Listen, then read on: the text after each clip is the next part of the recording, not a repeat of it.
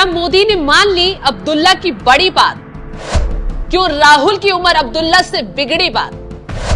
नवंबर में होगा जम्मू कश्मीर में बड़ा सियासी खेल।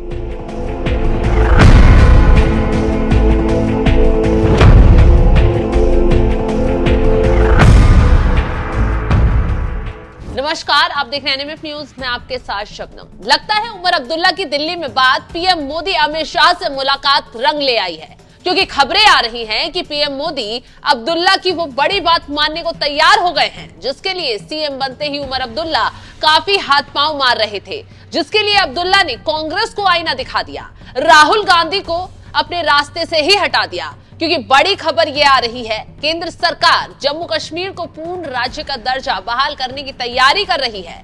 नवंबर के आखिरी हफ्ते में होने वाले संसद के शीतकालीन सत्र में इस संबंध में प्रस्ताव पेश किया जा सकता है।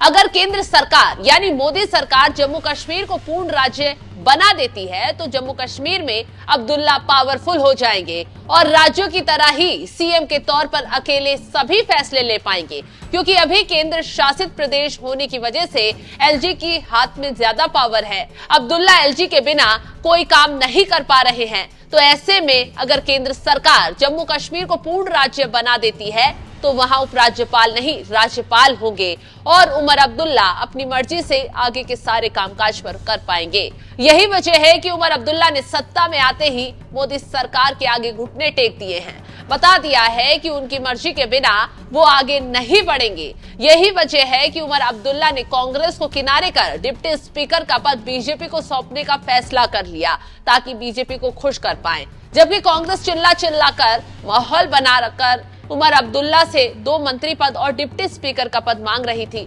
लेकिन अब्दुल्ला ने साफ कर दिया, जो साथी मनमानी चलाएगा उसे रास्ते से ही हटा दिया जाएगा। यही वजह है कि कांग्रेस शोर मचाती हुई सरकार से बाहर हो गई और अब्दुल्ला ने एक बार भी कांग्रेस को मनाने की कोशिश नहीं की, क्योंकि अब्दुल्ला को पता है कि उसके पास निर्दलीयों के समर्थन से बहुमत हासिल है। कांग्रेस आए या फिर जाए तो कोई फर्क पड़ने वाला नहीं है। यही वजह है कि अब्दुल्ला ने कांग्रेस को किनारे कर बीजेपी के लिए हाथ आगे बढ़ाने का फैसला कर लिया है। सबसे बड़ी बात तो ये है कि सत्ता में आने से पहले उमर अब्दुल्ला ने जनता से तमाम तरह के वादे किए थे, जिसमें सबसे पहला वादा था स्टेटहुड का, यानी जम्मू कश्मीर को पूर्ण राज्य बनवाने का वादा। अब ये वादे मोदी बिना पूरे नहीं हो पाएंगे और अगर उमर अब्दुल्ला मोदी को ही आंख दिखाएंगे तो अपना काम ही खराब करवाएंगे। इसलिए अब्दुल्ला वक्त रहते ही दिल्ली दरबार में पहुंच गए हैं, पीएम मोदी से मुलाकात की है, अमित शाह से बात की है और दिल्ली से लौटते ही पाकिस्तान को उसकी औकात याद दिला दी है। साफ साफ मैसेज दे दिया है, अब अब्दुल्ला मोदी सरकार की नीतियों के तहत आगे बढ़ेंगे। अब्दुल्ला के तेजी से बदलते सुरों ने ही उनको फायदा पहुंचाने का काम किया है, तभी मोदी सरकार जम्मू कश्मीर को पूर्ण राज्य का दर्जा देने की कवायद शुरू करने की तैयारी में जुट गई है। चलिए अब ये भी बताते हैं कि जम्मू कश्मीर को पूर्ण राज्य का दर्जा बहाल कैसे होगा। दरअसल जम्मू कश्मीर को पूर्ण राज्य का दर्जा देने के लिए 2019 में लाए गए पुनर्गठन अधिनियम में संशोधन करना होगा। इसके लिए संसद से एक कानून पारित करना होगा। संविधान की धारा 3 और 4 के तहत बदलाव होंगे। लोकसभा राज्यसभा से प्रस्ताव की अनुमोदन मिलने के बाद राष्ट्रपति के पास मंजूरी के लिए भेजा जाएगा। मंजूरी के बाद इसकी अधिसूचना जारी होगी और जम्मू कश्मीर को पूर्ण राज्य का दर्जा मिल जाएगा, यानी कि सारे काम मोदी सरकार ही पूरा करवा पाएगी।